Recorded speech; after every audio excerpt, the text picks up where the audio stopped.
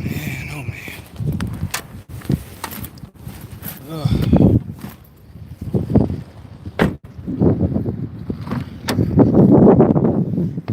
Whew. Mm. Mm mm mm. Mm mm mm. Mm. What's going on, man? Hold on, let me make sure I turn my Bluetooth off so nothing messes up. Yeah, big sigh, big sigh, big sigh, big sigh. Look, man. I said it last night, and I'm gonna say it again. Yeah, tough loss. I know, I know, I know. Here's the thing. Here's the thing, y'all. I keep saying it, and I feel like I'm just gonna keep having to say it until the Spurs actually do something. But at this point, y'all, yes, it's a personnel issue for sure. Our stars, DeMar, and really LA, like really LA, because we really need LA, and LA's been there longer than DeMar, so we're gonna give DeMar just a little bit of leeway, just a little bit. And DeMar DeRozan is the whole reason we even had a really good three-point percentage to begin with, because he's distributing the ball like crazy. So, you know, I'm gonna leave DeMar alone for a minute, because I will say this: even since Game 1, I feel like DeMar DeRozan's intensity has been there. Whether or not he's making or missing shots is another thing, but he's been there. He showed up as far as his aggressiveness. His approach to the game this entire series has remained the same. LA's has not. I feel like we went backwards with LA. I feel like we went back to earlier in the season when we were talking about how LA is just freaking, you know, not here, not engaged. I mean, he played so soft. I mean, there's no other way of saying it. LA played straight up soft. And when he plays soft, how do you expect everyone else on the team to play so tough? If our star player is going to play soft, everyone else is going to follow. That's just how it is. Damian Lillard got past OKC in the first round because he's a tremendous, tremendous leader, and he plays tough. Therefore, the rest of his team played tough as well. But when it comes to the Spurs, we need that warrior. We need LA to be a warrior. Be that guy. Be that guy that was relentless, that put up 50 points on OKC. We need that guy. And honestly, there's no one on their team that can guard him. That's the irritating part. And it's gotten so bad till Nuggets aren't even double teaming as frequently as they were. That's how much of a joke we are to them at this point. We seem like a straight up joke to them. And it's ridiculous. We have the pieces to make this happen. But honestly, it's going to be up to Popovich, and I'm not even sitting here like want to point a finger at Pop, but oh my God, it is blatantly obvious. The one issue that we have time and time again, yes, we won for 20 plus years. Yes, we got 5 championships, but one issue that happens pretty often is how stubborn our coaching staff can be. Time and time again, just so freaking stubborn. You won't put in the right guys. You won't try a new lineup. It was so apparent to me after Game 4 that yes, we're gonna need a lineup change. And, you know, when you look at the Denver Nuggets, they did a lineup change pretty quickly. Like, the first thing that the Denver Nuggets did going into Game 4 was made sure that they changed up who started at small forward. And I feel like our Spurs are not doing the same thing. And people can say what they want, but I think that it's blatantly obvious at this point. I mean, and I'm you know me, like I'm the type of person where I will look at these games and I will be as objective as possible. I will try to figure out what Popovich is trying to do or what their mindset is going into these games. But honestly, I don't understand what we're trying to do, other than just blow the series. because you have to start these guys. It's so apparent. You allowed guys in game 4. We allowed them to take out our heart. In game 5, you needed to come in there and put a spark back in your team, but instead, we just kept it the exact same way and allowed them to stomp on us. And I said this during the season that we're gonna need a lineup change. That's like one of the biggest issues we're having right now. I said, if you to my old videos where I said Popovich, or not Popovich, I said Spurs need a change. I think that's the title of it, and that was earlier in the season. And I said this, and I put forward a lineup that I thought was best. I put forward a lineup that included Dante that I thought would be a mindset to change our mindset to keep us tough. But they never did it. And I knew there was going to come a time where we're not going to be able to continuously start Bryn Forbes. I just knew that was going to happen. Bryn Forbes at the shooting guard position, he got to be the shortest shooting guard in the NBA. We'll see what they do. Yeah, I mean, I trust the Spurs to make an adjustment, but if you ain't made an adjustment at this point, I don't understand what you're trying to do. And you can't make an adjustment in an attempt to panic, which it has to be a logical adjustment. What do you guys think? Rudy and LA need to sit out all game 6 so they will be mad. We just gonna lose. Well, I don't know what's going on with Rudy, to be honest with you. Davis Bertans hasn't been showing up. Davis Bertans has barely played. Last game, Davis Bertans played like, what, 15, 16 minutes? I mean, that's decent time, but he hasn't even been in position to really score. They are running us off the three-point line. They are stopping us from shooting. They're stopping us from doing what we do best. And when LA doesn't show up, it doesn't open up things for anybody else. And on top of that, when they run us off the line, when they run Davis Bertans and our shooters off the line, there's nothing they can do off the dribble, and Nuggets know that. The Nuggets are different because the Nuggets have enough athleticism that they can shoot the three or get to the paint. We don't have that. So the best thing that we can do is put in our defenders and limit them. Play tough basketball. This team, we've seen the Nuggets get down on themselves. We've seen the Nuggets, how we're looking right now is how the Nuggets have looked a lot of the series. This is how the Nuggets looked in game 3. We have the capability of beating them, but we're not going to do shit if we don't adjust, if we don't make lineup changes. It's so, I know I keep repeating myself, but it's so obvious. The only positive I can take out of this, where I can go into this game and say, well, keep hope, is just the fact that this team is so night and day that they literally, at some point in the season, lost to the Brooklyn Nets, and then lost to the Brooklyn Nets by about 20 points, and then end up beating OKC, Nuggets, Warriors, Bucks, Pistons, just in a straight row. So they went from losing to the Nets by 20, and I think the game before that losing to the New York Knicks by like 12, 130 to 118. I think that was the score. And then just went on a run. So this team is capable of just turning on that light switch. But at the same time, this is the playoffs. And if your coaching staff is not giving you the right players on the court, then we're just going to lose. Why do we continuously play so much of Marco Bellinelli right now? It's not that Marco Bellinelli is trash. It's not that I'm saying this player's trash, athletic, and so young. The best thing that you can do to beat them is limit them on the defensive end. That's what you can do. You have to take out their heart. They get too comfortable with shooting the ball. They're like, oh, I can just shoot over him. I can just go around the screen and do a floater. Don't let that shit happen. Put in Quincy if you want to. Give him some different looks. Say, Quincy, get up on him.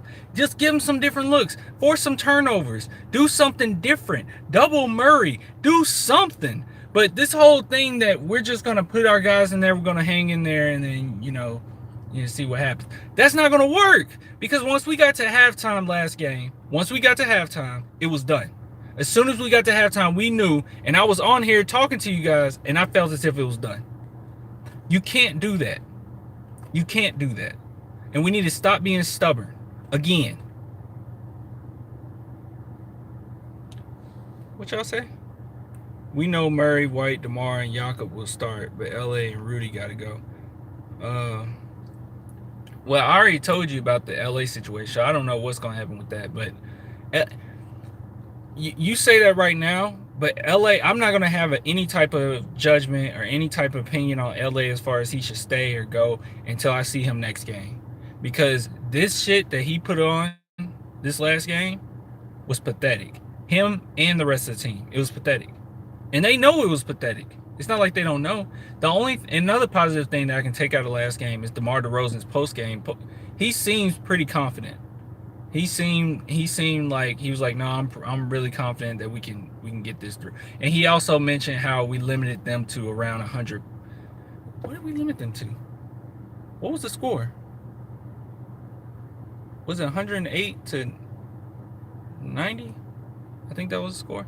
And he mentioned how we limited them to around 100 points. I don't think 108 is that great at limiting somebody to 108. Yeah, I don't think that's that great. I don't know why he said that, but he said that they just have to play more aggressive, and he's confident that we're going to do it. We're going to be fine.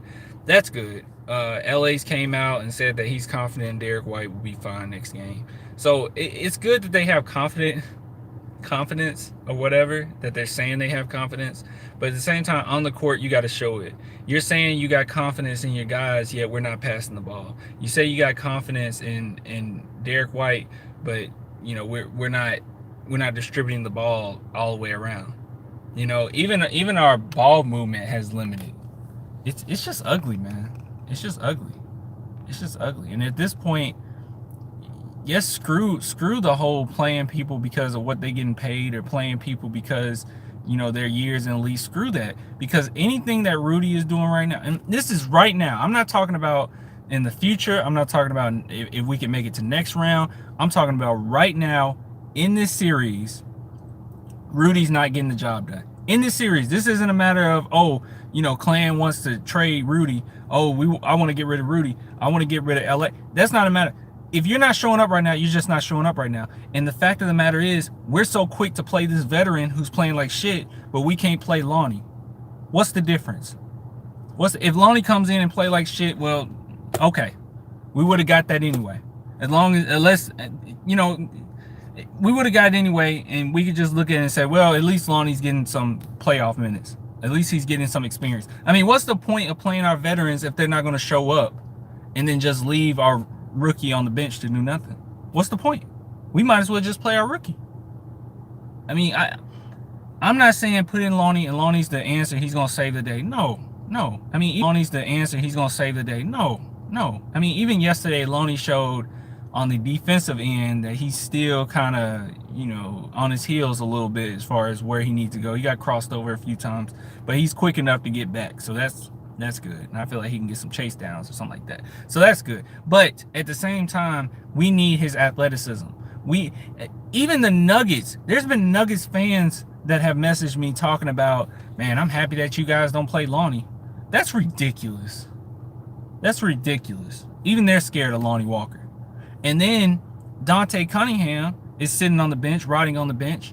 And at the beginning of the season, his whole mindset, his whole goal, or the main reason we played him so much is because he was there for defense and hustle and threes. He did it fine. We eventually took him out of the lineup, and now he hasn't even seen the court. And he knows the offense. So it's not like Dante can come in and he don't know the offense. Hell, it's so sad that even Quincy is becoming a better passer. When you see Quincy out there making behind the back passes, you know there's an issue. He's distributing the ball better. If you want to play some veterans, play the veterans that's not playing right now. If you want to play some veterans, play Quincy. Play Dante. If you want to play some veterans. And I know a lot of people saying play Demo. The only reason why I would say calm down with playing Demo is just because he really doesn't know the offense. Like I'm naming people that's been around that knows the offense. Demo really doesn't. And when he comes in, you got to play a little more simpler basketball. But at the same time, I don't mind Demo going in there and setting up for some threes or something like that. That's fine. But at the same time, I just think that the San Antonio Spurs are not. They're just not doing what they need to do to be successful. They just not. Yeah, it's blatantly obvious that we need a lineup change, y'all. Hell no, leave Pondexter on the bench, please. No, I'm not saying play. I'm just talking. I didn't mean like literally play Pondexter. I'm just saying that when you watch Quincy Pondexter on the court, he's playing with more hustle and making better passes. He's setting a better example than our leader, LA. And I mean that. I'm not just trying to be a douchebag. No, when Quincy Pondexter is out there playing his garbage times, he is setting a better example as a leader than LA. He is. He just is. I'm sorry. Like when he's out there, he's hustling, he's getting up on the guys, he's shooting, he's passing out, he's making the smart play. He's just slow. That's it. But he's doing everything he has to set an example, to set some type of tone while he's out there. LA has been soft. He has. And I'm not. It's so irritating because I'm the last person that wants to be negative when it comes to the Spurs because I'm so positive with them. But then when you go into this game and you play like that, it is so hard for me to have faith in you. And the only way I would have faith in the San Antonio Spurs at this point is if we had a lineup change. If we go into this game and say, no, we're not going to start Bryn Forbes. It is stupid to start Bryn Forbes. It is stupid. I really mean that. It is dumb. At this point, it is dumb. There is no reason Bryn Forbes should be starting at this point. It is dumb. And it's not him being like I said, it's not him being trash. It's not that he's garbage. It's not that we can't use him. No. He needs to play. I mean, he's a three-point shooter. Yeah, he needs to play. Guys try to stick up on him, open up the lanes, whatever. But the problem is when we're going down the court and we're settling for mid-range shots because they're sticking on Bryn Forbes, playing the paint pretty decently, and we're getting mid-range shots or maybe something around the basket. And we're missing all these shots around the basket, by the way. I think LA is 33% around the basket. Rudy Gay is 17% around the basket. And DeMar is... What is DeMar? He might be 20-something% around the basket. Like, we're playing terribly around the basket. So that's another thing. We're missing wide open layups or easy shots and not getting calls for them. But anyway, so when you just settle for mid-range shots and you settle for shots around the basket, and then they're stuck on Bryn Forbes, which is basically the only three-point shooter in the starting lineup. I mean, Derek White can too, but he's not a sharpshooter. So when they're doing that, basically they're limiting us to just mid-range shots. If we brick those, then they're coming down the court and they're shooting a three. You know why? Because we got two bigs out there, which is fine. But at the same time, you got Bryn Forbes around the perimeter that can't guard people. And it's not him not being able to like move his feet and not being able to, fundamentally guard. No, fundamentally he can defend. He's just too small, so they can just shoot right over the top of him. They got so much confidence to fucking do that. If you put in Dante, where we're already not getting three-point shots, guys, we're already not getting them. I mean, that's just a fact. We're already not getting our three-point shots. So if you put in Dante, then maybe you're making them think twice. Maybe you're getting up on him. Tell Dante, hey, push him around a little bit. Get up on Murray. And another thing, White should not be guarding Murray the entire game. White should not be guarding the best player the entire game. That does not work in any circumstance whatsoever. He's very young, and he should not have to do that. Now, I understand that you want your best defender on their best player. But you are hurting his confidence by doing this. And not only that, you are exerting a lot of energy from Derek White when he has to guard Murray the entire game. That should not be the case. You put in Dante and switch it. Give him different looks. He is too fucking confident. He is too comfortable out there. I'm getting tired of seeing Jamal Murray run around doing whatever the hell he wants. I'm done. And it's pissing me off. Like, I'm getting hyped right now just thinking about it. The fact that we just let these fucking players go out there and do whatever they want. It bothers me. This is supposed to be the playoffs, and we're playing like it's the preseason. We are way better than that. The Spurs are way better than that. We saw what the Spurs did against the Lakers. We saw what the Spurs did against the Warriors. We saw what the Spurs did against the Nuggets. We saw what the Spurs did against the Trailblazers. This is bullshit. And they're so much better than it. And instead of stepping up to the plate, LA, instead of stepping up to the plate coaching staff, we're just allowing these players to just shoot over the top of us and bully us.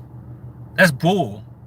At the end of the day, I don't know what just happened, but I was just saying at the end of the day, we're still the San Antonio Spurs, and that should not happen to us.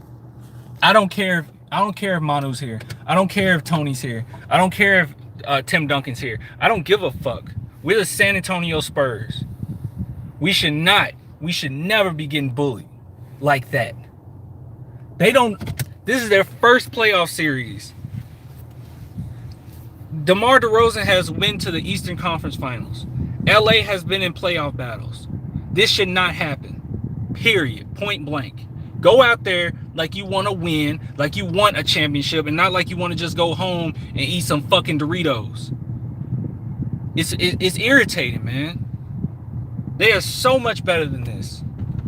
And I'm getting tired of these late ass changes, man. We changed stuff. I'm not trying to curse y'all, but we changed way too slowly. Way too slowly. I'm getting tired of changing things in the playoffs when it's too late.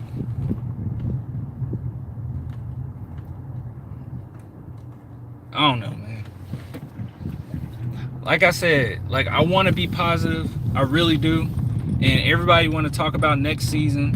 And, well, I can't wait to have, this player back and this player. And I don't care about that, because honestly, nothing's guaranteed. Anybody can be injured on any given day. It's not guaranteed. But you have an opportunity right now to do something. Right now. You didn't have to see the Warriors first. You didn't have to see the Rockets first round. You got the Nuggets, an inexperienced team that's bullying you like you're a bunch of babies. They are cradling you like a baby.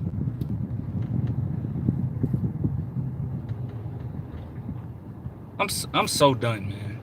I'm so done. And it didn't help me. It didn't help me last game. It didn't help me last game watching the entire thing. I mean, I watched the entire game. Y'all saw that I was ready to cut it off, and I watched the entire game just to watch us get our ass beat. And then for us to finally make a lineup change in the fourth fucking quarter, and then, okay, all of a sudden we look decent. Get out of here. Come on, Spurs. Make a damn lineup change. Bryn Forbes is not it as far as a starting shooting guard. We've been knew this. And it's not his fault.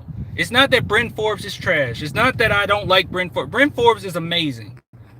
He is a success story. He is a great three-point shooter. He's efficient. He knows the offense. He has grown so much. He is my most improved player of the year. That's my most improved player. But at the same time, it is obvious that he should not be starting. Last season, we had Danny Green as a 3-and-D. Danny Green, his 3 kind of went away with us, but he was a 3-and-D. Dante, the whole reason we got Dante is because he's a 3-and-D. Yet we don't use him. Dante is extremely good. You should not have one of your best defenders sitting on the bench when everyone else is getting creamed on the court. It's ridiculous. You say you're confident about Game 6. We'll see, man. We'll see. Man. Y'all help me out. I like y'all confidence, because help me out, because I've been confident the entire season. I really have. I've been going on here when everybody been so negative, and now I feel like a negative person. So if anything that y'all can say to help people that's upset like me and other Spurs fans, please say it. Please leave comments, please, because at this point, I don't know. LA lacks confidence. I feel like, how about this? I think LA lacks some heart. I'm gonna get on here. I'm gonna get off here, y'all. I'm gonna get off here. I appreciate y'all watching. I appreciate, um, what'd you say? We're the seventh seed. Yeah, but all season long we've known that the Spurs shouldn't be the seventh seed. There's so many games. Like, we're 10 losses away from the Warriors, and we could probably name right here, if we wanted to, probably 12, 15 games that were easy for us to win. I mean, whatever. Uh, Still a chance, Clan. I know it's a chance, of course. It ain't over till it's over. Like, I know it ain't over till it's over. It's just you don't give that type of effort. You don't give that lack of effort like you did. I mean, we played like, we can't wait to go back to San Antonio.